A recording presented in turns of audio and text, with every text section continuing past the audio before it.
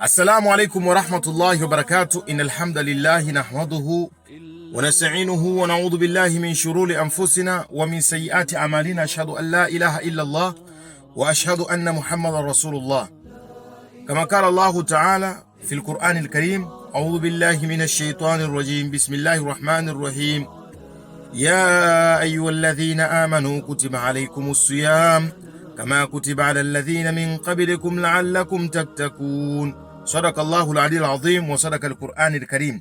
Baada ya kumshukuru Allah tabaraka wa taala na kumtakia rehma na ziada za dhati bwana mtume Muhammad sallallahu alaihi wasallam, ndugu zangu Waislamu, napenda kuhusia nafsi yangu na kuhusia ndugu zangu katika swala la kumcha Allah tabaraka wa taala. Tuko katika mwezi mtukufu wa Ramadhan, tuko katika 10 la mwanzo, 10 la rehma.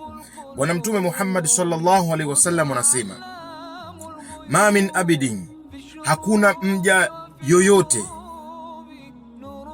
yasumun yauman, atakayefunga siku moja tu, yani mja atakapofunga katika mwezi wa mtukufu wa Ramadhani siku moja tu, mtume anasema illa ba'da Allahu an wajhihi bihi, Allah tabaraka wa taala atauweka uso wa mtu huyo, atamkinga mtu aliyefunga na moto wa jahannam,